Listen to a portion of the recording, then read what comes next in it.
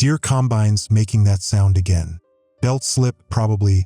Henderson never maintains his equipment right. 23 years I've been inspecting his operation and it's always something. I'm standing at field's edge with my clipboard, the USDA standard moisture meter, and my phone that won't stop buzzing because everybody wants their harvest certified yesterday. September 18th. Peak season. I've got 42 operations waiting on stamps. Henderson's waving at me from the cab. 67 years old. Farming since Carter administration. His grandson, Kyle, 17, wants to play college football instead of taking over the operation, is running the grain cart. 400 acres of winter wheat. Looks perfect from here. Golden. Textbook. My daughter Becca texted me 3 times this morning. She's the nutrition coordinator at Riverfield Elementary, handles the lunch program for 800 kids. Dad, when are you coming to check the kitchen ventilation? Failed inspection in May, still waiting. I keep telling her that's not my department. I do grain certification, field to silo quality assurance, export compliance, but she doesn't care. To her, I'm just government guy who checks food things. I'm checking food things right now. Henderson's field. The wheat's at 13.2% moisture content. Perfect for storage. No visible ergot, no sclerotia bodies. Color's good. I'm running my gloved hand through the grain sample, standard procedure, feeling for temperature variations that indicate hot spots. Nothing. Clean. My phone, Becca again. Seriously, Dad. The vent hoods dripping condensation on the stoves. Health inspectors coming Friday. I'm typing back one-handed while Henderson talks at me about his yield projections. Not my department. Call facilities management. Love you. This is the best harvest I've seen in 15 years, Henderson's saying. He's excited. Commodity prices are up. Protein contents through the roof. 17%. That's pizza-grade flour, that's export to Italy money. I'm half listening. The yield numbers are odd. He's pulling 78 bushels per acre when the county average is 62. That's good, obviously, that's great for him, but it's weird. These fields aren't irrigated. We had a drought June through August. Everything should be stressed. You do anything different this year? I'm asking while filling out Form AG 207, Harvest Certification Preliminary. Same as always. Little more nitrogen in spring. Hired crop duster in July for that new fungicide treatment, preventative, after the government sent around that bulletin about increased spore activity in the region. I remember that bulletin. USDA Plant Protection Division. Agricultural Biosecurity Initiative. They'd been seeing some new fungal strain in research plots, something about climate change creating favorable conditions for novel pathogens. Recommended prophylactic treatment. Made sense. I stamped the approvals myself. Henderson and 40 other operations in my jurisdiction all used the same contractor, Sky Spray Agricultural Services out of Sioux Falls. The grain smells fine. Slightly sweet, which is normal for mature wheat. No must, no sour notes, no indication of mold activity. I'm signing the preliminary approval. Henderson can start hauling to the elevator. Appreciate it, Jim, he's saying, pumping my hand. His grip's weakening. Arthritis, probably.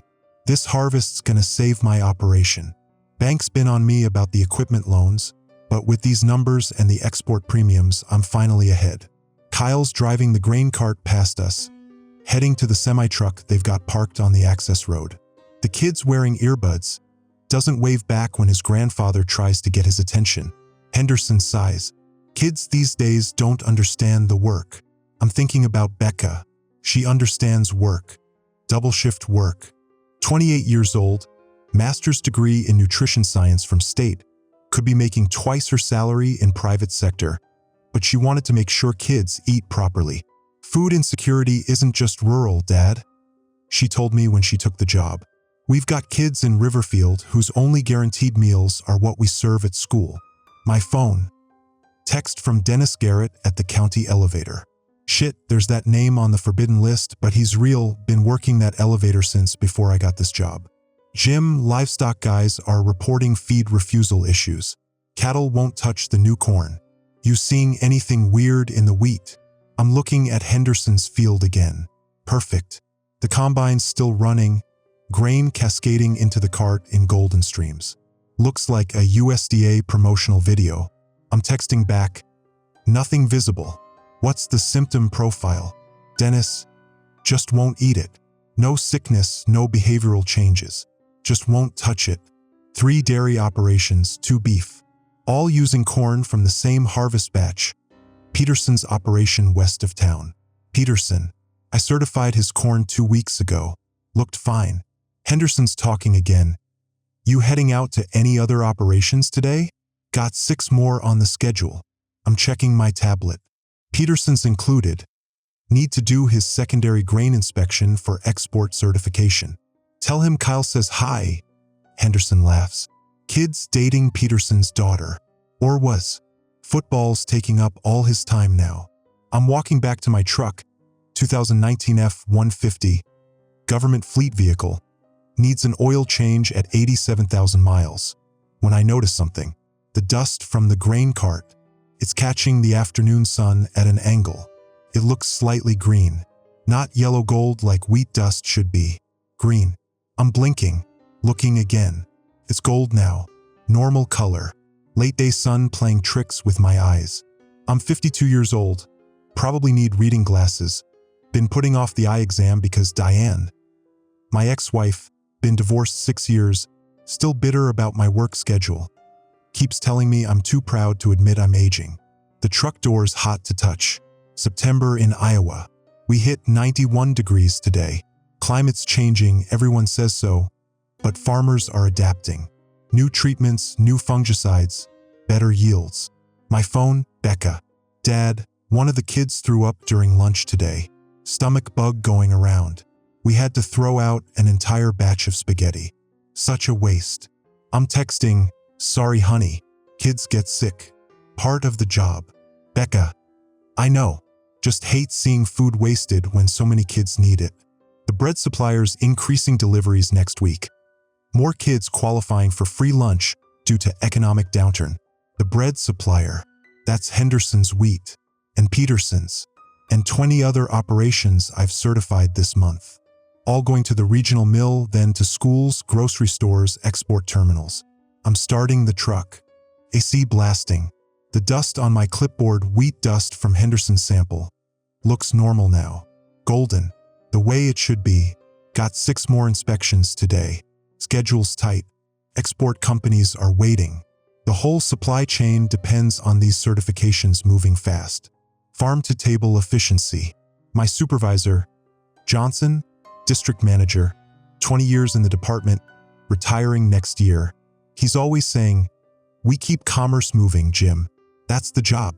Food security is economic security. I'm pulling out onto Highway 30. Henderson's combine is still running in my rearview mirror. The harvest is happening. Like it does every year. Like it always has. My certification stamp is in my glove box. USDA seal. My authority. My responsibility. The grain looked perfect. Everything looked perfect. 3 days later, I'm at Peterson's operation. Same drill. Clipboard, moisture meter, sample bags. His corn's ready for the elevator. Grain looks good. 15.1% moisture, within specifications. But I'm thinking about what Dennis said. The feed refusal. Your cattle eating okay? I'm asking while Peterson's dumping grain samples into my testing tray. Cattle? He's confused. Don't run cattle. I'm row crop only. Corn and soybeans. No, I mean other operations. Dairy guys. They're reporting cattle won't eat corn from this harvest batch. Peterson shrugs. Haven't heard anything. But I sell direct to the elevator.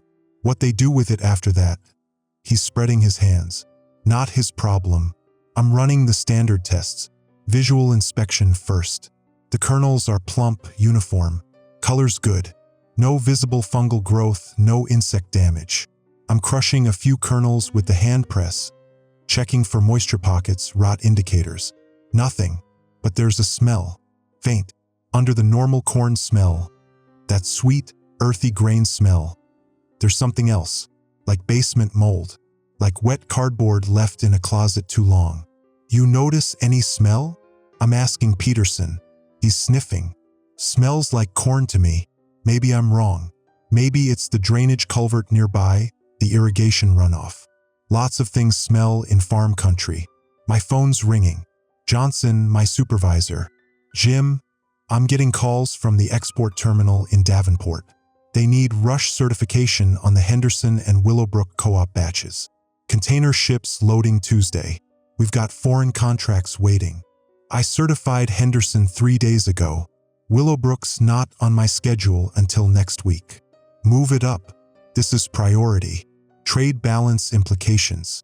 The Secretary's office is watching these shipments personally. The Secretary, as in USDA cabinet level. That's unusual. Export grain is routine. We ship thousands of tons every month. What's the rush?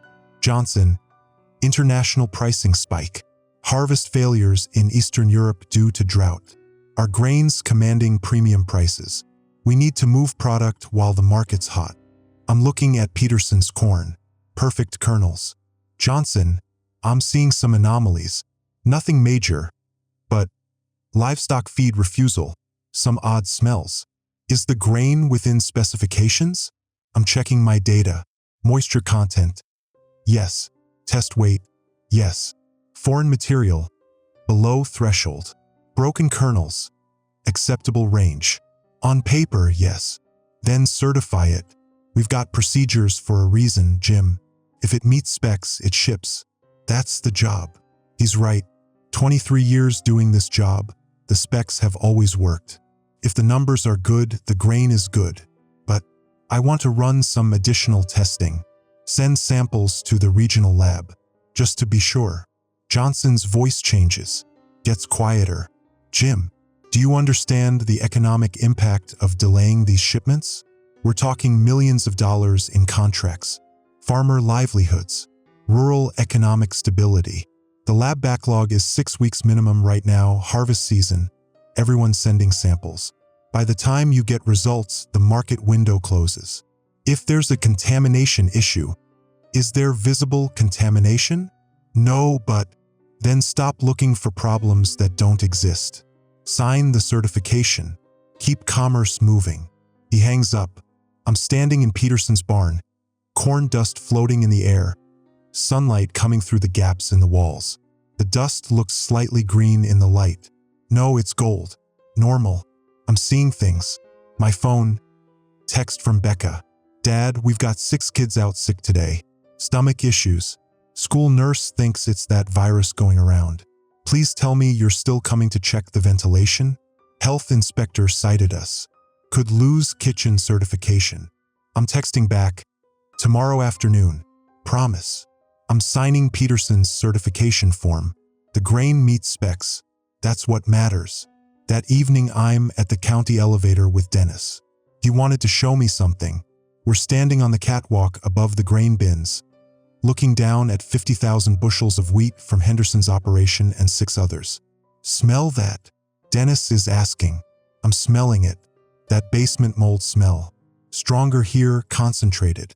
The grain's been mixed, 8 different farms, all certified clean, all sitting in storage waiting for rail transport to the mill. Could be the ventilation system, I'm saying. When's the last time you cleaned the dust collection? 2 weeks ago. Always clean before harvest. Dennis is nervous. He's 61, been running this elevator since he took over from his father. Jim, I need to show you something else. We're walking to the back of the facility. There's a section they use for animal feed processing, mostly cattle ration mixing for local dairy operations. 3 pallets of bagged feed are sitting there, unopened. Delivery from last week, Dennis says. Made with corn from Peterson's batch. 3 farms ordered it. All 3 returned it. Cattle won't touch it. I'm looking at the bags. Stock Feed Pro Premium Dairy Ration. The corn I just certified. Did the cattle get sick? No, they just won't eat it. Put it in front of them, they back away. Animals know something. Animals are stupid. I'm saying, but I don't believe it. Cattle have been domesticated for thousands of years, but they still have instincts. It's probably palatability. Maybe the corn's too dry, hurts their mouths. Dennis isn't convinced. I've been doing this 40 years. Never seen this before. My phone's ringing again. Unknown number. I'm answering. Mr. Jim Torrance? Woman's voice. Professional. This is Dr. Elliott from Regional Medical Center in Cedar Rapids.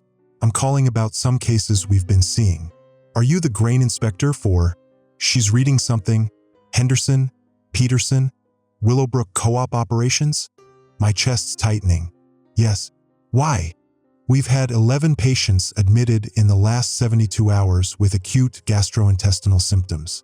Hemorrhaging, liver enzyme elevation, neurological tremors. We're trying to trace common exposure vectors. 4 of the patients work in food service. 2 are farmers. The rest are unrelated civilians. Are they stable? 3 are in ICU. 2 more declining. We've contacted the CDC for consultation, but we're trying to rule out environmental toxins first. Food contamination is a possibility. I'm thinking about Becca's text. 6 kids out sick. Stomach issues. What do the patients have in common? Dietary patterns? That's what we're trying to establish. But all of them, all 11, have consumed grain products in the last week. Bread, pasta, cereal. We're wondering if there's been any agricultural contamination reports in the region. No, I'm saying it automatically. All grain from this region has been certified clean, meets all USDA specifications. But is it possible? If there was a contamination issue, our testing would catch it. Moisture content, foreign material, visual inspection, everything's within parameters. Dr. Elliott's quiet for a moment. What about mycotoxins? Fungal contamination that's not visible? We test for that. Standard protocol. Do you test every batch? No, we do random sampling. Statistical analysis. Testing every batch would be impossible. We'd need 10 times the staff, the budget doesn't exist. We test representative samples and extrapolate. Our procedures are sound. I'm saying, we've been using these protocols for decades. Mr. Torrance, I have patients hemorrhaging internally from organ failure. I need to know if there's any possibility. I'll send some samples to the state lab, expedited testing. But I'm telling you, the grain looks clean. She's giving me her contact information, case numbers, patient details. After I hang up, Dennis is staring at me. That sounded bad, he's saying. I'm looking down at the grain bins below us. 50,000 bushels, already allocated, contract signed. Rail cars scheduled for pickup tomorrow. Destination, regional mill, then distribution to grocery chains, food service suppliers, export terminals. I'm sure it's nothing, I'm saying. Coincidence. Fall always has virus outbreaks. Kids in school, close contact, germs spread. But I'm thinking about the smell, the green tint in the dust, the cattle refusing feed. Dennis grabs my arm. Jim, one of those patients the doctor mentioned? That's my nephew, Trevor. He's 23, works at the mill, been sick for a week. I'm looking at him. I didn't know. His mom called me yesterday, said the doctors can't figure out what's wrong. Liver failure, they're saying. His skin's turning yellow. They're talking about transplant lists, but he's deteriorating fast. Dennis's hand is shaking on my arm. He's a healthy kid, plays softball, doesn't drink, doesn't do drugs. And now he's dying and nobody knows why. I'm sorry. I'll send the samples. Get answers. He's been working at the mill for 3 years, breathing grain dust every day, eating lunch at his station. Dennis is looking at the grain bins. What if it's the grain, Jim? What if he's been poisoning himself at work? I'm thinking about Becca working in that school cafeteria, serving bread every single day. Growing kids need carbs, Dad. Whole grain, government subsidized. We go through 40 loaves every lunch period. Dennis, what are you going to do? I'm looking at my certification stamp in my hand. USDA seal. My authority. When I get home that night, there's an email waiting. Internal USDA bulletin. I almost delete it. I get dozens of these every week. Procedural updates, harvest advisories, equipment recalls. This one's different. It's from the Plant Protection Division. Subject line, Harvest Season Advisory, fungal activity monitoring. Marked confidential, internal use only. I'm reading it. They're saying the prophylactic fungicide treatments, the sky spray applications from July and August, they've shown unexpected results in preliminary monitoring. Minor fungal colonization detected. Variation in treatment efficacy. Livestock palatability issues in isolated cases. The action items. Continue standard protocols. No additional testing required. Report unusual characteristics through normal channels. And then, in bold, do not discuss preliminary findings with external parties. The kicker: these observations are within normal seasonal variation parameters. There is no indication of food safety concerns. Standard certification procedures remain in effect. Maintain focus on harvest efficiency to meet export contract deadlines. I'm reading it again. They knew. 5 days ago, September 14th, they knew about fungal issues, about livestock refusing feed, about palatability problems. And they told us to keep certifying grain anyway. Keep moving product. Meet those export deadlines. Don't discuss findings with external parties. I'm pulling up my sent emails. Henderson's operation. Certified clean on September 18th.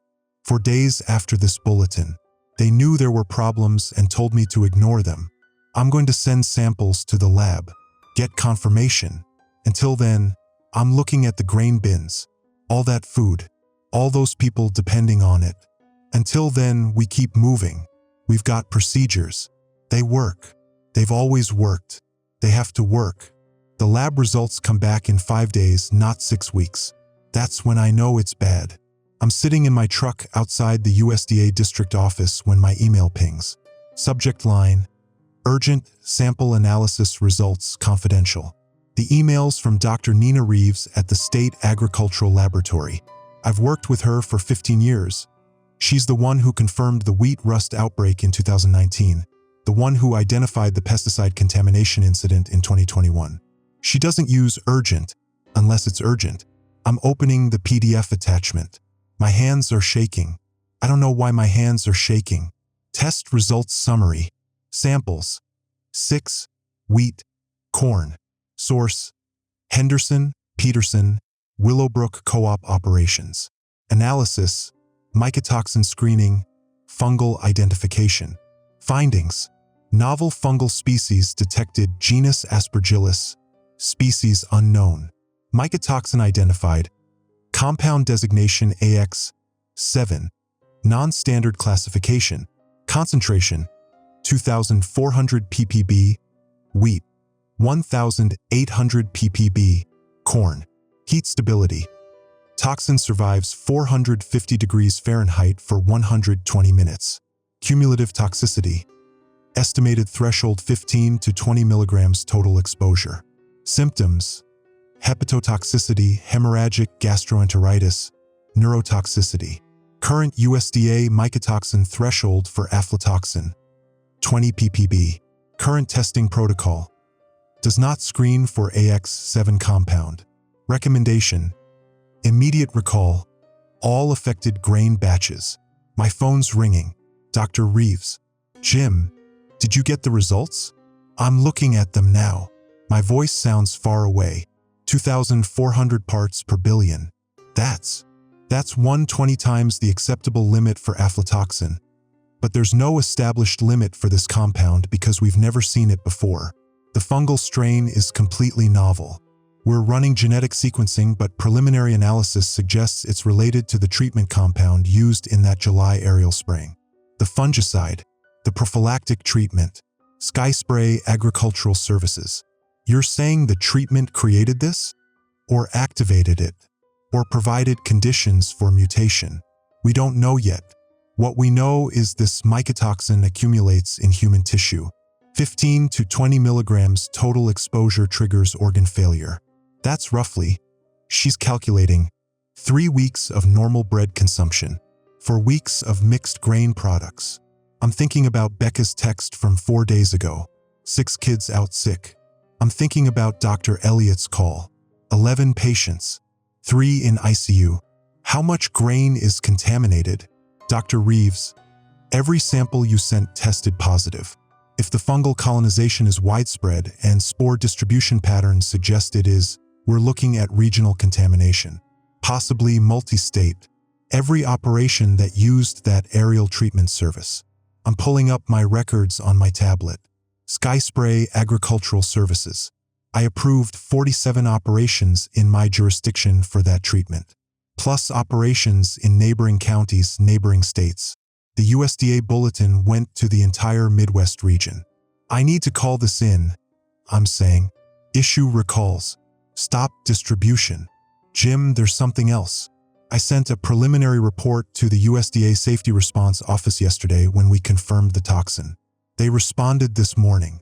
She's forwarding me an email. Confidential. Internal USDA communication. From Deputy Director Stanford, USDA Food Safety Response. To Dr. Nina Reeves, State Agricultural Laboratory. Subject: Novel mycotoxin detection, AX7 compound. Classification: restricted distribution. Date: redacted. Dr. Reeves, thank you for the preliminary findings. Please note that official contamination designation requires full genetic sequencing, peer review, and federal laboratory confirmation per Protocol 7G. Current timeline for complete analysis: 6 to 8 weeks minimum. Until federal confirmation, affected grain batches remain within acceptable tolerance parameters under existing guidelines. No recall action will be initiated at this time. Distribution channels should continue standard operations. Economic impact assessment is ongoing. Market stabilization is priority concern. Foreign contract obligations must be honored to prevent international trade violations. We appreciate your discretion during this evaluation period. Do not discuss findings outside official channels. Regards, Deputy Director Stanford, USDA Food Safety Response Office. Internal distribution only, not for public release. I'm reading it twice, 3 times. They're not issuing a recall, I'm saying. Not yet. They want federal lab confirmation before making it official. But Jim, 8 weeks. That grain is already in the supply chain. It's being consumed right now. My phone's buzzing. Text from Becca. Dad, where are you? Health inspector is here. Need you now. I'm texting back. On my way. Dr. Reeves. What are you going to do? What am I going to do? I'm a GS-11 federal employee with 23 years of service. I certify grain compliance. I don't make policy. I don't override USDA directives. I have to follow protocol. I'm saying, Jim, people are dying. You don't know that. The hospital cases, Dr. Elliott said they were investigating. Correlation isn't causation. It could be viral, bacterial, environmental. The mycotoxin profile matches the symptom presentation exactly. Hepatotoxicity, hemorrhagic. But it's not confirmed, not officially. And if I start issuing emergency recalls without federal authorization, I could trigger market panic. Commodity price collapse, farmer bankruptcies, international trade violations. Dr. Reeves is quiet. Send me everything. I'm saying, all the data. I'll take it to my supervisor. We'll follow the chain of command. She's hesitating. Jim, your daughter works in food service, right? School lunch program. My chest's tight. You need to tell her to stop serving grain products. At least until. I can't do that. I can't tell her there's contamination without official confirmation. That's spreading panic based on incomplete data. It's not incomplete. It's preliminary. There's a difference. Not to the USDA, there isn't. I'm hanging up. Driving to Riverfield Elementary. The health inspector's car is in the parking lot. 2022 Honda Civic. County Health Department logo on the door. Inside, Becca's in the kitchen with the inspector. An older woman, Rita something. I've seen her at county meetings. They're looking at the ventilation hood. It's dripping condensation onto the industrial stove below. Dad, finally. Becca looks exhausted. Rita's saying we might have to shut down the kitchen if we can't fix this today. The inspector, she's standing right here. She's making notes on her clipboard. The condensation is creating bacterial growth conditions. Health Code Violation 4.7b. I can give you 48 hours to remediate before I file the closure order. I'm looking at the hood. Standard commercial kitchen equipment. The problem's obvious. The exhaust duct is improperly insulated. Cold air from the roof cavity is causing condensation. Facilities management issue, not my department, but I can see the fix. Need better duct insulation, maybe a heat tape installation. I'll call facilities. I'm saying, get this fixed by tomorrow. Becca's relieved. Thank you. We can't shut down. We serve 800 kids daily. Most of them, this is their primary meal. She's gesturing to the storage area. Shelves full of supplies. Commodity grain products. USDA surplus program. Bread, pasta, rice, flour. All the staples. New shipment came yesterday, Becca's saying. We're switching to whole wheat bread next week.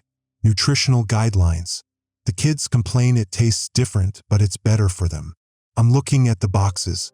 Whole wheat bread. From the regional mill. Made with wheat from Henderson's operation. From Peterson's. From 47 operations I certified clean. Becca's opening one of the boxes, showing Rita the bread. See? Perfectly fresh. Expiration date isn't for another week. The bread looks normal. Standard commercial loaves. But in the fluorescent kitchen lighting, I'm seeing it. The faintest green tint. Not in the bread itself, in the dust. The grain dust on the outside of the bags. Becca, where do you store the open bread? Walk-in cooler. Why? Show me. We're walking to the cooler. Industrial refrigeration unit, set to 38 degrees Fahrenheit. She's opening the door. Shelves full of food. Milk, cheese, produce, and bread. 40 loaves, partially used. The smell hits me. That basement mold smell. Concentrated in the cold air. You smell that? I'm asking. Becca's sniffing. Smells like cooler. Little musty, maybe? We clean it every Friday. Rita's making notes. Cooler sanitation is within acceptable parameters. No violations. I'm picking up one of the loaves. The bag's slightly damp, condensation from the cooler humidity. Normal. But the bread itself, under the fluorescent light, there's something in the grain. Not visible mold. Something deeper in the structure. My phone rings. Text from Dennis. No words. Just, Trevor's in ICU. They're saying hours, not days. Organs shutting down. Another text comes through. The doctors showed us what his liver looks like on the scans. I've never seen anything like it. It doesn't even look like an organ anymore. I'm staring at my phone. 23 years old. Worked at the mill. Breathed grain dust every day. Ate lunch at his station. Becca, Dad, what's wrong? I'm putting my phone away, looking at the bread in my hand. The loaves on the shelves. 40 loaves. Delivered this week. Being served to 800 kids. Becca, where do you keep the supply records? I need to know which mill these came from. Everything's wrong. But I can't say it. I can't tell her the bread is contaminated without official confirmation. I can't create panic. I can't override federal protocol. Nothing. Just, I'm putting the loaf back. Just checking expiration dates. My phone's ringing. Johnson, my supervisor. Jim, where are you? We need to talk. My office. Now. I'm driving to the district office. Johnson's waiting in his office, corner office, 17 years as district manager. Retirement clock on his desk showing 247 days until pension vesting. Sit down, he's saying. I'm sitting. I got a call from the deputy director this morning. Stanford. You know him? No. He knows you. He knows you sent grain samples to the state lab for mycotoxin analysis. He knows Dr. Reeves sent you preliminary results. He wants to know why you're conducting unauthorized testing outside standard protocols. The testing was authorized. I'm within my authority to request lab analysis when there's visible contamination or spec violations. Was there? No, but there were indicators. Livestock feed refusal, hospital cases, unusual odors. Indicators are not confirmation. You certified that grain clean. It met all specifications. Now you're second-guessing your own certification. I'm being thorough. Johnson's leaning back. Jim, do you understand what happens if this preliminary finding leaks to the public? Before federal confirmation, before we have full data, people get warned. They stop consuming contaminated products. People panic. Commodity markets crash. International buyers cancel contracts. Farmers who already sold their harvest don't get paid. Breach of contract. Rural banks foreclose on equipment loans. The entire agricultural economy in this region collapses. If people are dying, we don't know that. Dr. Elliott's hospital cases are unconfirmed. Could be viral. Could be anything. Correlation is not causation. You said that yourself. He's right. I did say that. Johnson. The deputy director wants you to stand down. Let the federal lab do their analysis. When we have confirmed data, appropriate action will be taken through proper channels. In 8 weeks, Dr. Reeves said 8 weeks minimum. That's the timeline for thorough analysis. We can't rush science. In 8 weeks, how many people will have consumed this grain? Johnson's looking at his retirement clock. 247 days. Jim, you've been doing this job 23 years. You've always followed protocol. Don't stop now. Trust the system. It works. The system. USDA certification standards. Established 1985. Updated 2003.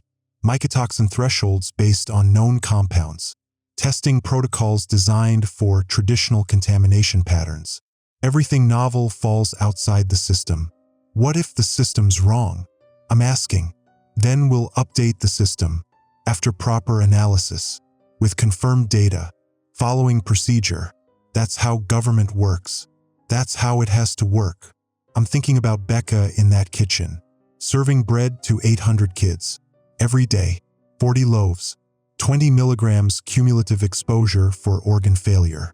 3 weeks of normal consumption. How long has that bread been in circulation? 2 weeks? 3? I want to issue a voluntary advisory. I'm saying, not a recall, just an advisory. Suggest consumers diversify grain sources until. No, that's still market disruption without federal confirmation. You want to issue an advisory, you need deputy director approval. Then get me approval. He's already said no. This conversation is me conveying his directive. Stand down. Let the federal lab do their work. I'm standing up. I need to go. Jim, are we clear? No advisories. No public statements. No freelance recalls. I'm not answering. I'm walking out. In my truck, I'm calling Becca. Hey Dad, did you call facilities? The inspector's giving us until Friday. Becca, I need you to. What? Stop serving bread? Based on what authority? Preliminary data? My personal concern? I need you to check all your grain products. Make sure nothing's expired. Run extra sanitation on the storage areas. We always do that. Why? Just be careful, okay? Dad, you're scaring me. Is something wrong? Everything's wrong, but I can't say it. No, nothing. Just love you. I'm hanging up. I'm sitting in the parking lot outside the USDA office, watching employees walk to their cars. End of workday, everyone going home, following procedures, doing their jobs. Dr. Reeves's email is still open on my phone. The lab results, 2,400 parts per billion. Cumulative toxicity, 15 to 20 milligrams total exposure. The grain is already distributed, already consumed, already inside people. The system says wait for federal confirmation. 8 weeks. How many people eat bread in 8 weeks? 2 weeks later, Dr. Elliott calls me at 2:17 a.m. I'm awake, haven't been sleeping. I'm at my kitchen table with spreadsheets, distribution records, consumption estimates, population exposure calculations. Numbers I'm running in my head over and over. Mr. Torrance, this is Dr. Elliott. We spoke about the gastrointestinal cases. I remember. We now have 43 patients, 17 in ICU, 6 deaths. all presenting with the same symptom profile: liver failure, hemorrhagic gastroenteritis, neurological seizures. CDC is here. They're calling it an outbreak of unknown etiology. My hands are shaking again. Have they identified a source? They're testing everything: water, air quality, environmental toxins. But Mr. Torrance, every single patient consumed bread products from the same regional mill, same distribution network, the mill that processes grain from your jurisdiction. That's correlation. It's 43 correlations. 6 dead. I need you to tell me if there's any possibility of grain contamination. I'm looking at Dr. Reeves's email on my laptop. The lab results I'm not authorized to discuss. The preliminary findings that require federal confirmation. There's an ongoing analysis, I'm saying. Federal laboratory review. It's not complete. How long? 6 more weeks. Dr. Elliott's quiet. Then, Mr. Torrance, I have a 14-year-old patient hemorrhaging internally. Her organs are shutting down. She had toast for breakfast every day for the last month. That's what her mother told us. Toast. A normal breakfast. Becca has toast every morning. Before work. With coffee. Whole wheat bread from the school kitchen supply. Dr. Elliott, I can't issue a recall without federal authorization. I don't have that authority. Then who does? The Deputy Director. USDA Food Safety Response. Give me his number. I'm giving it to her. After I hang up, I'm staring at my phone. Becca's been eating that bread for 3 weeks. 15 to 20 milligrams cumulative exposure. 3 weeks of normal consumption. I'm calling her. It's 2:34 a.m. She's not answering. I'm calling again. On the 5th ring. Dad? What's wrong? Are you feeling okay? I'm sleeping. What? Any stomach pain? Nausea? Dizziness? No. Dad, it's 2:30 in the morning. What's going on? I need you to stop eating bread. Stop eating anything with wheat or corn. What? Why? Just trust me. Okay. No bread, no pasta, no cereal. Nothing grain-based. Dad, you're scaring me. Tell me what's happening. I can't. Federal directive. No public statements without confirmation. My career, my pension, my entire life in the USDA. Everything depends on following protocol. But Becca, there's a potential contamination issue. It's not confirmed. But until it is, please, just avoid grain products. For how long? 6 more weeks. Until I tell you it's safe. She's quiet. Then, what about the kids at school? We serve bread every day. 800 kids. 40 loaves daily. 3 weeks of consumption. How many are already at 15 milligrams? How many are at 18, 19? I can't advise on that. I'm not authorized. Dad, are the kids in danger? The question I can't answer. The question that's eating through my brain every second for 2 weeks. I don't know. Probably not. It's just precautionary. Be careful. Please. I'm hanging up before she can ask more questions. My laptop's open. I'm looking at the exposure calculations again. 2.4 million people in the distribution zone. 15 to 20 milligrams cumulative threshold. 3 weeks normal consumption. The math is simple. The math is horrible. Some people are already past threshold. Already poisoned. The toxins accumulating in their liver right now, destroying tissue. And they don't know yet because symptoms take weeks to appear. They're eating breakfast, going to work, living normal lives, while their organs are failing from the inside. And I can't tell them. Federal protocol says wait for confirmation. 6 more weeks. 6 more weeks of people eating contaminated food. 6 more weeks of toxin accumulating. How many reach threshold in 6 weeks? My laptop's open. I'm pulling up the distribution records. The regional mill processed 847,000 pounds of flour last month. Distributed to grocery chains, food service suppliers, schools, restaurants. 3-state region. Population exposure. Approximately 2.4 million people. If 5% reach toxic threshold, that's 120,000 people. If 10%, 240,000. My phone's ringing. Johnson, my supervisor. At 3:15 a.m. Jim, the deputy director got a call from some doctor at Regional Medical. She's making accusations about contaminated grain. She says you told her there's an ongoing federal investigation. There is. The lab results. Those results are preliminary and confidential. You discussed confidential federal findings with a civilian?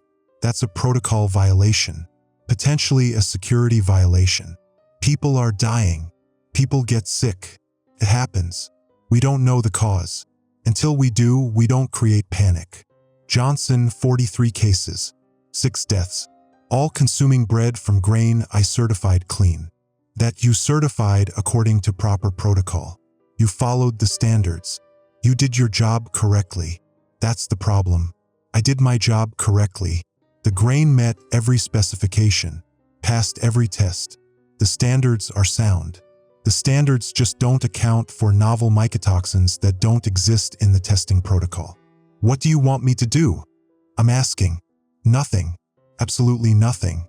Let the federal lab finish their work. Let the CDC finish their investigation. When we have confirmed, peer-reviewed, federally validated data, appropriate action will be taken. In 6 weeks. That's how long science takes. After he hangs up, I'm sitting there. 3:47 a.m. Haven't slept in 36 hours. I'm thinking about procedures, about protocols, about a system designed for known threats, traditional contamination patterns, predictable failures. I'm thinking about the USDA bulletin that recommended prophylactic fungicide treatment. The one I used to approve 47 aerial spraying operations.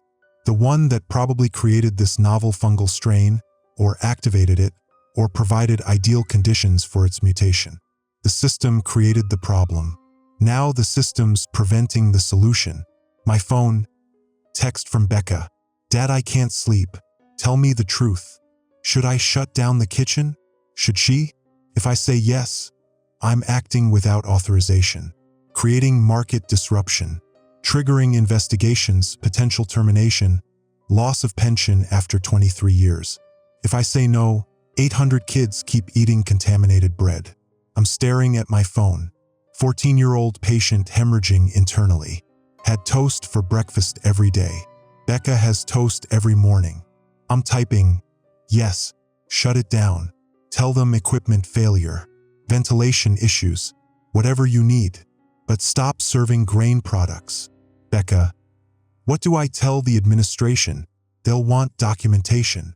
I'll handle it. Just shut it down. I'm hanging up. My career's over. The moment I send that text, my career's over. But Becca's alive. 800 kids might stay alive. It's 4:23 a.m. I'm getting dressed. Driving to the USDA office. My key card still works. They haven't deactivated it yet. They don't know what I'm doing. I'm in my office, pulling files, distribution records, operation lists, every farm that used the sky spray treatment. 47 in my jurisdiction. I'm pulling county records, neighboring jurisdictions, how many operations total. 134 operations across 3 states, all contaminated, all certified clean, all distributed. I'm drafting an email, addressed to every county health department in the region. Subject line, urgent potential grain contamination advisory. My hands are shaking on the keyboard. If I send this, I'm finished. Federal employee violating direct orders from the deputy director's office. Protocol violation. Possibly criminal, unauthorized disclosure of confidential federal findings. But I'm thinking about Dr. Elliott's 14-year-old patient. I'm thinking about 43 cases, 6 deaths. I'm thinking about 2.4 million people in the exposure zone. My cursor's hovering over the send button. The office door opens. Johnson's standing there. 4:47 a.m. He knew I'd be here. Don't do it, Jim. People are dying. People die every day. From car accidents, from cancer, from the flu. We don't shut down the entire food supply based on preliminary data. This isn't preliminary. Dr. Reeves confirmed. Dr. Reeves provided state-level analysis. Federal confirmation requires peer review, genetic sequencing, Multi-laboratory validation. That's the standard for a reason. To prevent false positives. To prevent panics based on bad data. What if the data's right? Then in 6 weeks we issue a proper recall. Through proper channels. With proper economic mitigation strategies in place. Farm aid packages. Commodity market stabilization. International trade negotiations. We manage the crisis properly. 6 weeks. How many more die in 6 weeks? Johnson's walking closer. Jim, you've got a pension worth $3,200 monthly. 23 years of service. Full benefits. You send that email, you lose everything. They'll prosecute you. Federal violation of information security protocols. You'll lose your retirement. You might go to prison. I can live with that. Can you? Can you live with destroying your life and finding out you were wrong? What if it's not the grain? What if it's environmental toxins, industrial contamination, some other source? What if you crash the agricultural economy and it turns out the hospital cases were unrelated? They're not unrelated. 43 patients, all consuming the same grain. Correlation, not causation. I'm looking at the send button. I'm thinking about the system, about procedures designed to prevent panic, about economic stability, about international trade agreements, about farmer livelihoods. I'm thinking about the 14-year-old hemorrhaging internally from eating toast. Which matters more, the system or the people? But the system protects people. The system provides food security. The system keeps millions from starving. If I destroy the system based on preliminary data, if I'm wrong, the consequences are catastrophic. If I'm right and do nothing, the consequences are catastrophic. There's no good choice, just 2 different catastrophes. What would you do? I'm asking Johnson. He's quiet. Then, I'd follow protocol. I trust the system, because the alternative is chaos. I'm looking at my email, at the distribution records, at the exposure calculations. 2.4 million people. 15 to 20 milligrams toxic threshold. 3 weeks normal consumption. Some of them are already dying. Some of them are at 19 milligrams, 1 more breakfast away from organ failure. But some of them are fine. Some of them ate different bread, different sources. Some of them are at 5 milligrams, 10, still below threshold. If I send this email, I'm telling all 2.4 million to stop eating grain products, creating immediate food insecurity, causing supply chain panic, triggering commodity market collapse. To save the ones already poisoned, who might die anyway, I'd be harming millions of others. Or I wait 6 weeks, let the federal lab finish, issue proper recall with economic mitigation, and everyone currently at 15, 16, 17 milligrams reaches 20. How many? 10,000? 50,000? I don't know. I can't know. The data's incomplete. That's the problem. The data's always incomplete. My fingers on the mouse, hovering over send. Johnson, Jim, don't. I'm closing my eyes. Becca's face, 14 years old, asking me to check her science fair project. 28 years old, telling me she took the school nutrition job because kids need healthy food. Dr. Elliot's patient, 14 years old, hemorrhaging internally, had toast for breakfast. One choice, save some people, harm millions. Other choice, harm some people, save the system that feeds millions. Both choices destroy something irreplaceable. I'm clicking send. The email goes out. Subject line, Urgent Agricultural Health Advisory, Potential Mycotoxin Contamination in Regional Grain Supply. 47 county health departments, all receiving the same message at 5:14 a.m. Preliminary laboratory analysis. Novel mycotoxin compound. Contamination levels significantly exceeding safety thresholds. Affected products: wheat, corn, all processed grain products. Distribution scope: 2.4 million individuals. Estimated cumulative exposure threshold: 15 to 20 milligrams. Symptoms: liver failure, hemorrhagic gastroenteritis, neurological seizures. Recommended actions: immediate precautionary advisory, enhanced healthcare surveillance, voluntary consumer warning to avoid grain products pending federal confirmation. The note at the bottom. This advisory issued outside standard federal protocol due to immediate public health concern. Federal confirmation and official recall procedures in progress. The email that ends my career. The email that might save thousands of lives. Or might cause mass panic over preliminary data. The email's gone. Distributed to 47 county health departments. Urgent advisory. Potential mycotoxin contamination. Recommend immediate precautionary measures. Johnson's staring at me.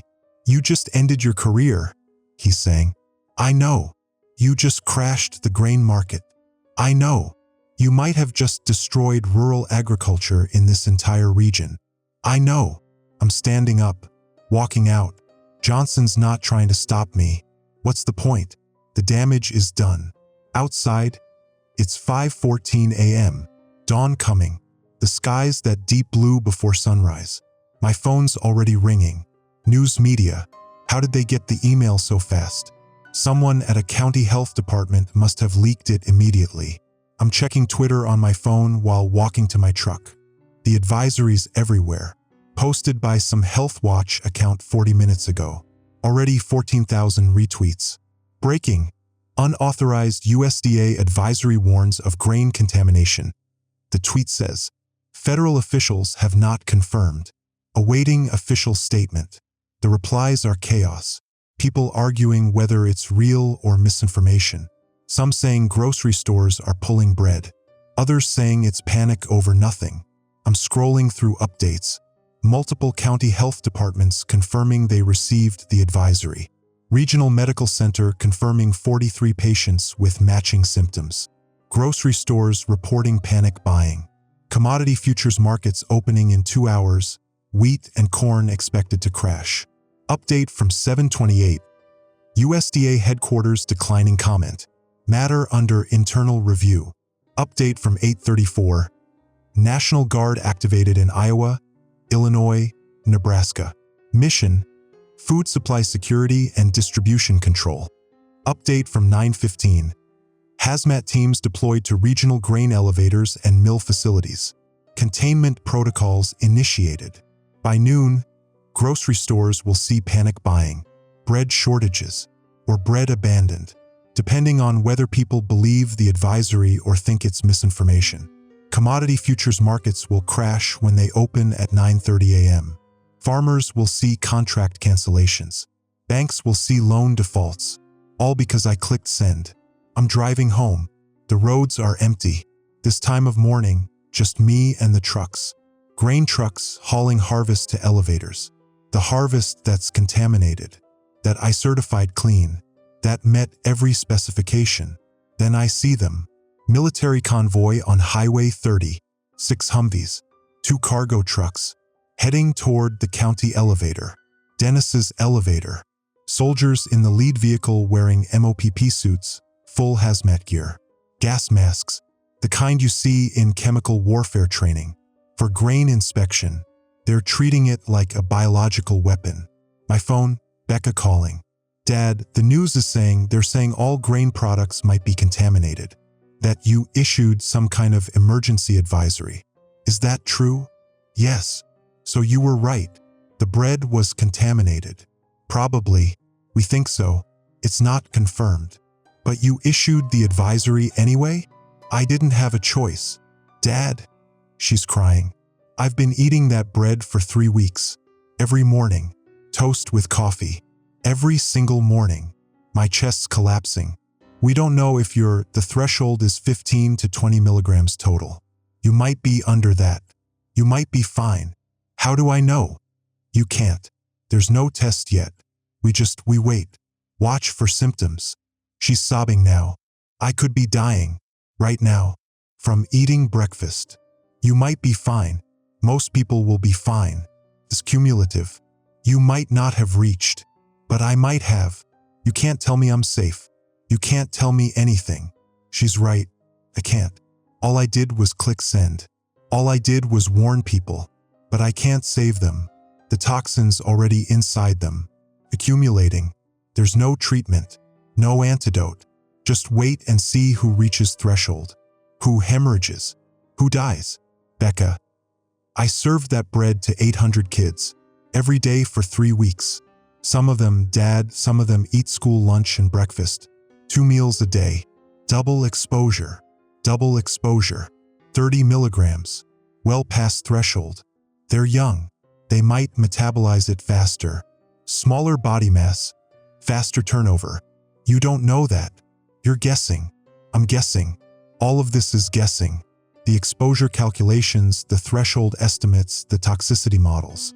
Dr. Reeves made educated guesses based on animal studies and biochemical analysis. But we don't really know. We won't know until people die. Or don't die. Becca, I'm sorry. You did your job, Dad. You certified the grain clean. It met the standards. You followed procedure. I should have. What? Ignored procedure? That's not how government works. That's not how food safety works. You can't just... She's crying harder. This isn't your fault, but it feels like my fault. I approved the aerial spraying treatment. I certified the contaminated grain. I waited 2 weeks before issuing the advisory. 2 weeks.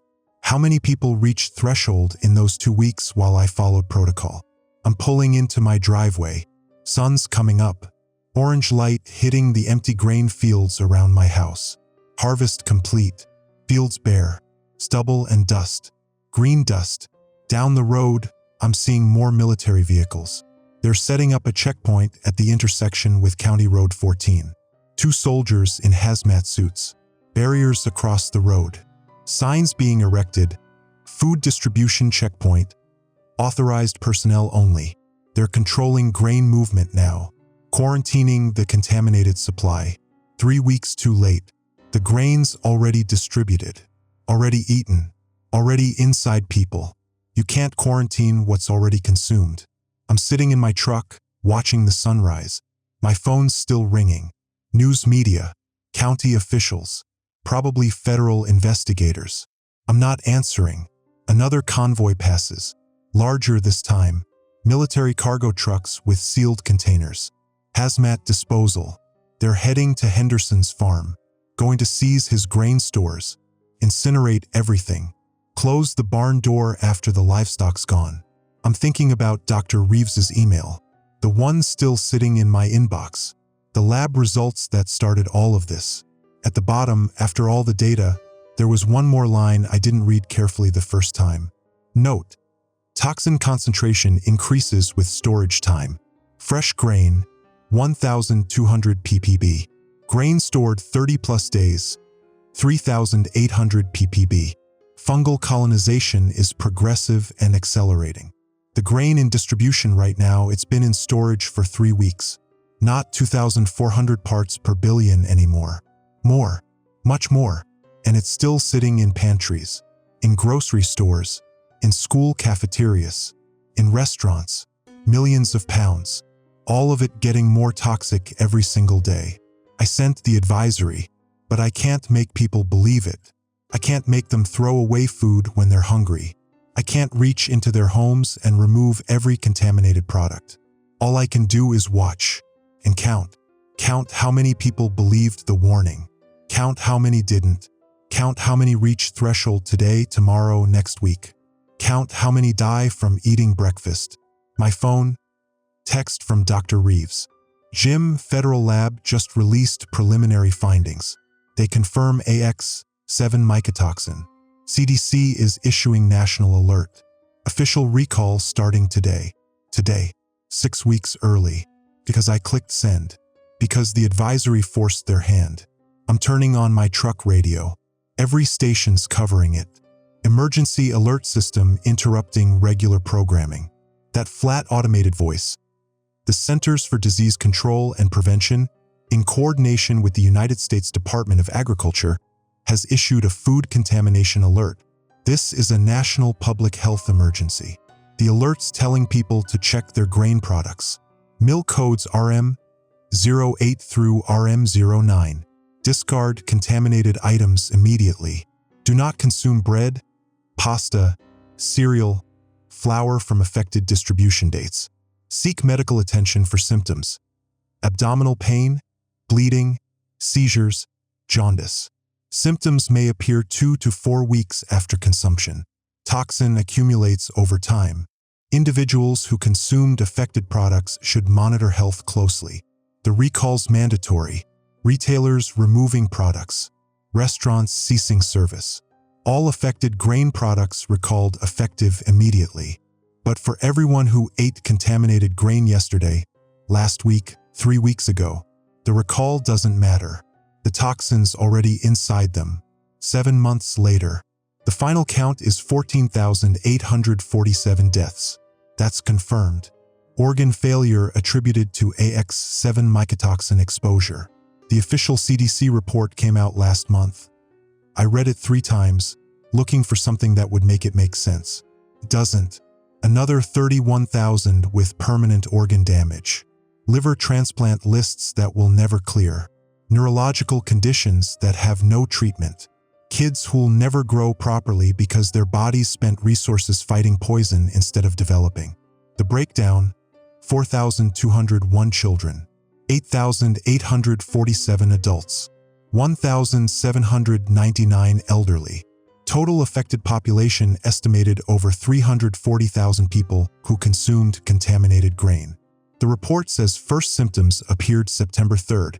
I certified Henderson's grain September 18th, 2 weeks after people were already getting sick. My advisory went out September 29th. Peak mortality was October 7th through 14th. All the people who'd been eating contaminated bread for 3 weeks straight, reaching threshold simultaneously. The military deployed 4,200 National Guard personnel and 47 hazmat units. They seized 2.1 million pounds of grain. Quarantined 134 operations. The operation lasted 47 days. Economic impact: $48.3 billion. That's agricultural losses, medical costs, legal settlements, market disruption. All calculated, all quantified, all in neat tables in the CDC report. System failures identified. Mycotoxin testing inadequate for novel compounds. Internal USDA awareness not communicated to field inspectors. Economic priorities delayed federal recall. No rapid response protocols for novel toxins. Regulatory response. Enhanced screening implemented. Rapid testing development initiated. Federal recall procedures revised. Military liaison protocols established for agricultural contamination events. Legal outcomes. Sky Spray dissolved in bankruptcy. Fungicide manufacturer paid $4.2 billion in settlements. USDA Inspector Torrance, that's me, terminated, no criminal charges. Federal officials. No disciplinary action taken. The report's conclusion: incident represents unprecedented agricultural contamination event requiring systematic protocol revision. Current USDA inspection standards adequate for known contaminants but insufficient for novel emerging threats. Translation: the system worked correctly. The system just wasn't designed for this. Nobody's fault. Just an unprecedented event. Becca's alive. Her exposure was 13 milligrams. 2 milligrams under threshold. She gets blood work every month. Liver enzymes elevated but stable. They say she'll probably be fine. Probably. She doesn't eat bread anymore. Nothing grain-based. Sees it in the store and her hands start shaking. But that's not why she quit. She quit because of Emma. Emma Reeves. 8 years old. 2nd grade. Mrs. Patterson's class. Ate school lunch every day. Had the whole wheat bread Becca served. The contaminated bread from Henderson's wheat. Emma started showing symptoms October 4th. Stomach pain during recess. Teacher sent her to the nurse. By evening she was in the ER. Within 48 hours, complete liver failure. Becca went to see her in the hospital. I told her not to. I told her it wouldn't help. She went anyway. She came home 3 hours later. Didn't speak. Went to her room. I heard her getting sick. Then crying. Then nothing. She told me about it 2 days later. After Emma died. The doctors said her liver was completely destroyed. Becca said. Flat voice. No emotion left. They tried everything. Transplant list, emergency procedures. Nothing worked. The damage was too extensive. She was staring at nothing. Emma's mom asked me to sit with her, hold her hand. Emma was unconscious by then. The seizures had stopped, but the doctor said, her voice caught. They said there wasn't enough brain function left. They were just waiting. You don't have to tell me this. I held her hand for an hour. She was so small, 8 years old, and I kept thinking, I served her that bread every day for 3 weeks. I smiled at her. She always said please and thank you. She was a good kid. Becca looked at me then. I gave her the food that killed her, Dad. You didn't know. I killed 17 kids. I put food on their trays and they died. That's why she quit. Not the nightmares. Not the contamination fear. The knowledge that her hands served the poison. Becca works at a pharmacy now, dispensing medication. She doesn't talk to me much. I'm not with the USDA anymore. They terminated me for protocol violations. No pension. 23 years of service voided. There was an investigation. Federal charges considered but dropped. The official recall came before my advisory technically violated information security protocols. Technicality saved me from prison. Didn't save my career. I work at a hardware store now. Lumberyard section. Minimum wage. I'm 53 years old. Stacking 2x4s for contractors who don't know what I used to do. Sometimes I see Johnson. He still works at the USDA. He got promoted. Deputy director now. They said his measured response during the crisis showed leadership qualities. His pension's secure. 247 days became 0. He's retiring next month. Full benefits. He followed procedure correctly. The official investigation concluded that the contamination was an unprecedented agricultural event caused by unforeseen fungal mutation during prophylactic treatment application. No fault assigned to USDA inspection protocols. The standards were sound. The standards worked correctly for known threats. This just wasn't a known threat, so nobody's responsible. The families of the 14,847 dead, they're still filing lawsuits against the aerial spraying company, against the fungicide manufacturer, against the USDA, against individual inspectors, against me. My lawyer says I'm protected by federal employee immunity for actions taken within scope of duty. But the lawsuits keep coming. I spend evenings reading legal documents instead of sleeping. I don't sleep much anyway. Dr. Elliott still calls me sometimes. Updates on the survivors. Lauren Voss, the 14-year-old who seized for 40 minutes, she lived. Liver transplant. She's 16 now. Feeding tube for nutrition. But alive. Mostly alive. Dr. Elliott told me Lauren has severe neurological damage from the seizures and the brain swelling. She can't speak anymore. Can hear, can understand, but the speech centers were damaged. She communicates by blinking. Once for yes, twice for no. Her mother told Dr. Elliott about a video from before. Lauren in a school play, playing Annie, singing, dancing, full of life. Now she blinks. Dr. Elliott said Lauren's mother asked her something last week. Asked if she wanted to keep fighting, keep doing the treatments, keep living like this. Lauren blinked once. Yes. Then twice. No. Then started crying. Because the answer is both. She wants to live, and she doesn't. Both at once. Because what she has now isn't the life she had. Isn't the life she wanted. That's what survived. That's what the liver transplant saved. A 16-year-old girl who can only blink, who remembers singing and dancing, who can't do any of it anymore. From eating toast for breakfast. Dr. Elliott says I should feel good about that. The advisory I sent, it stopped people from eating more contaminated grain. Probably saved thousands of lives. Probably. But 14,847 died anyway. They'd already eaten enough. Already reached threshold. The advisory came too late for them. If I'd sent it earlier, after getting Dr. Reeves's first results, would it have been 10,000 dead instead of 14,847? If I'd sent it immediately after the first hospital cases, would it have been 5,000? If I'd refused to certify the grain when I first smelled that basement mold odor, would it have been 0?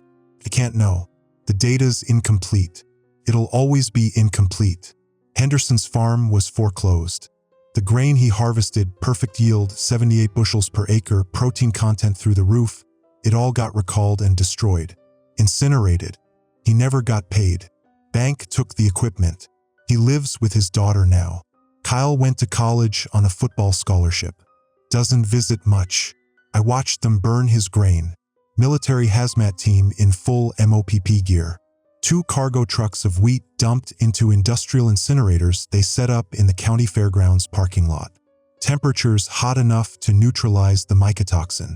2,400 degrees Fahrenheit. The smoke was black, thick, you could smell it for miles. Burning food while people were hungry. Had to be done, they said. Too contaminated to salvage. Too dangerous to exist. They burned grain for 6 weeks straight. Military operation. Checkpoints on every road. Soldiers in hazmat suits inspecting vehicles.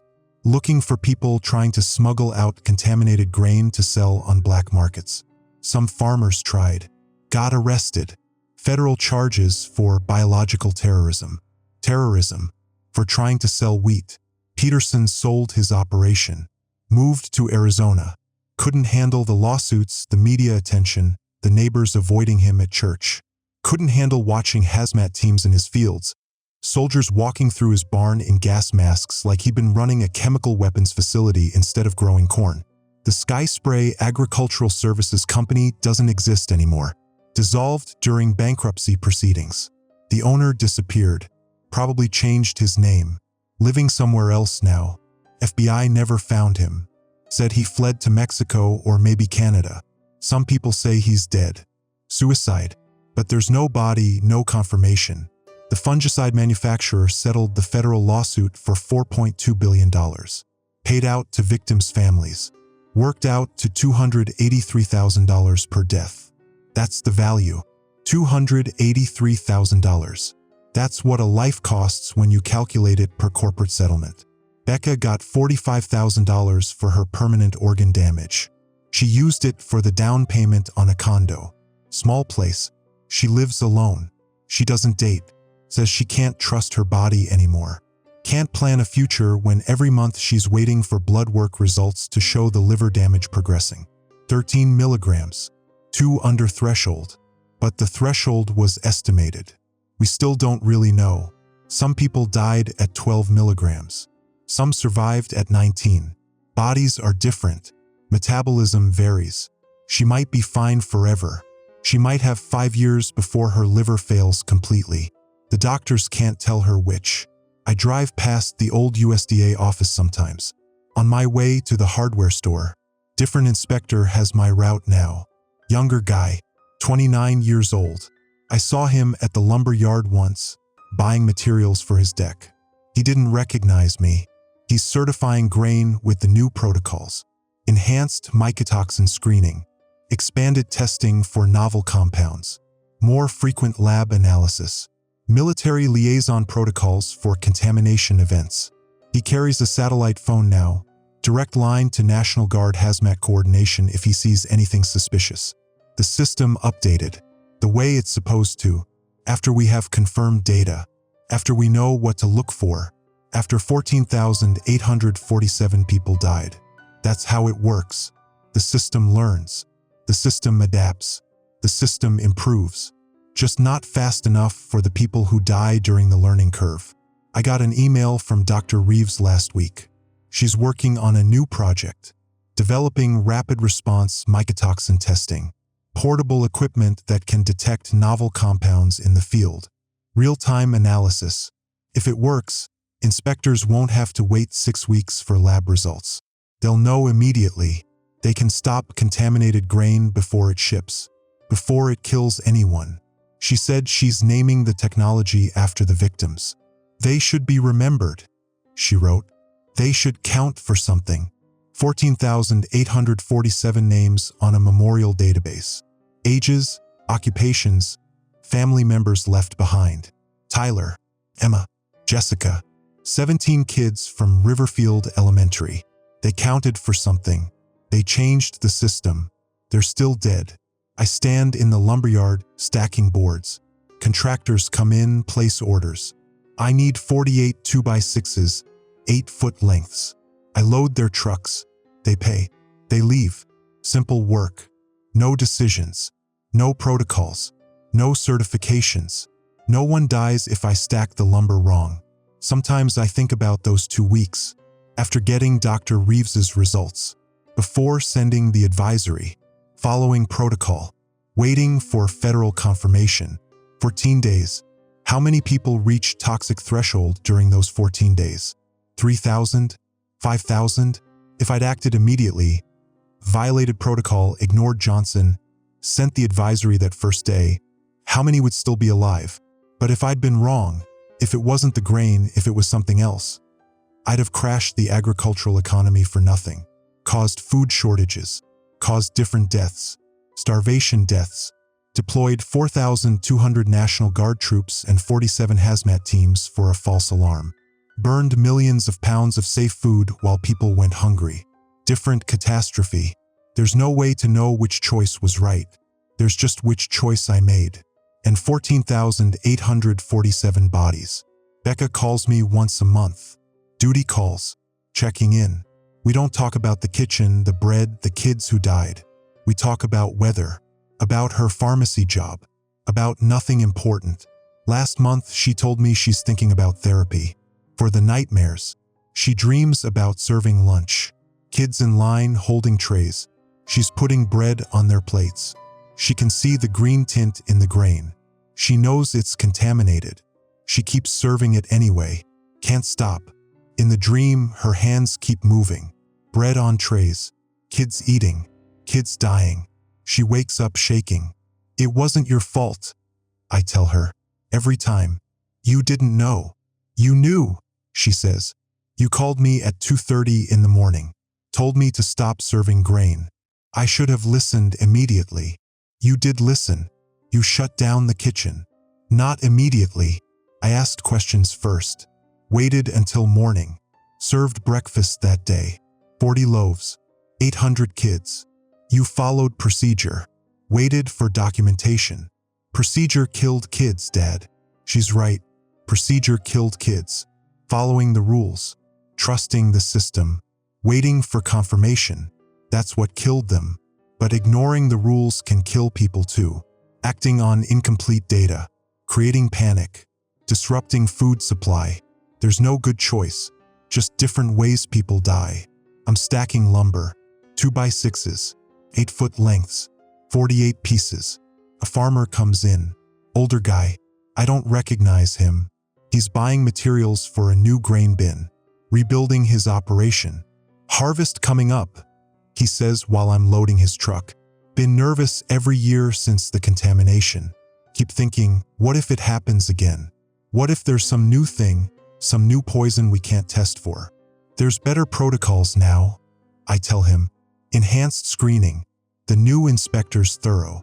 Yeah, but the thing is, he's looking at me, studies my face. Don't I know you? I don't think so. You look familiar. You used to work for. His eyes widen.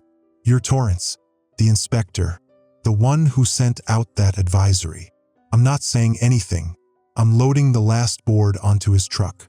My neighbor's kid died, the farmer says. 9 years old. Ate cereal every morning. Just cereal. That's all. They said he was 2 milligrams over threshold. 2. If he'd skipped breakfast one day, just one day, he'd be alive. I remember that kid. The reports said acute organ failure. 9-year-old boy. Died within 72 hours of symptom onset. His parents were with him the whole time. 2 milligrams over threshold. 1 bowl of cereal. I'm sorry. Everyone says you saved lives. Sending that advisory when you did. They deployed the guard same day. Locked down the grain supply. Stopped the spread. I was too late. You were early. Federal recall took 6 more weeks. If you'd waited. He's shaking his head. My kids are alive because of you. They were eating that bread too. But your advisory came before they reached threshold. The guard shut down distribution before the next shipment reached our grocery store. 3 more days and he doesn't finish. He doesn't have to. His kids lived. My advisory saved them. But it came too late for his neighbor's 9-year-old. 2 milligrams. 1 breakfast. I'm glad your kids are okay. I tell him.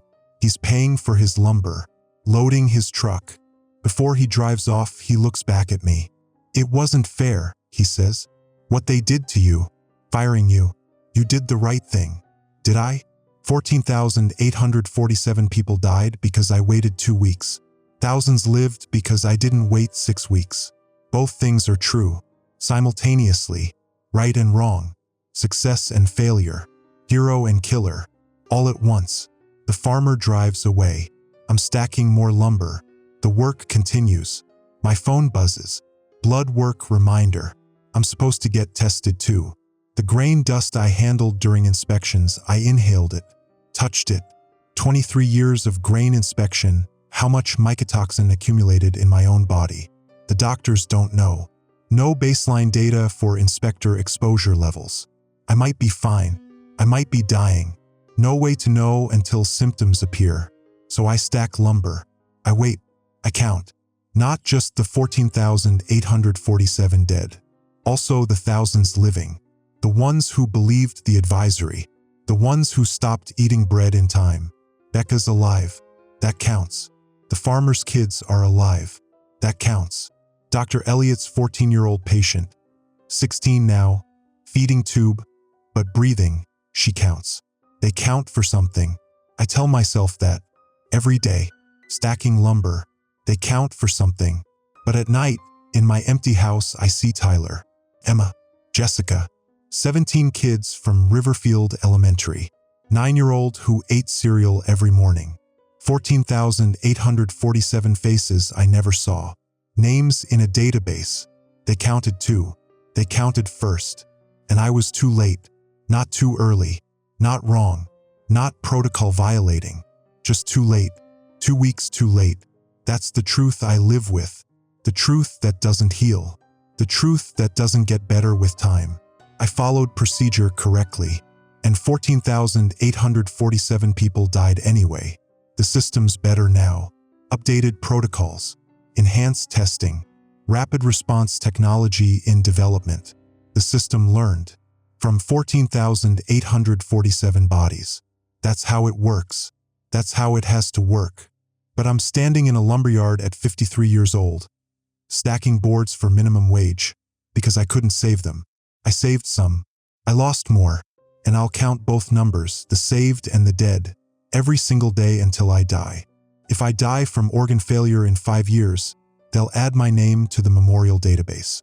Victim 14,848. Or I'll live to 80, stacking lumber, counting bodies, wondering if I could have done something different. There's no way to know which. The data's incomplete. It'll always be incomplete. All I can do is count. 14,847 dead.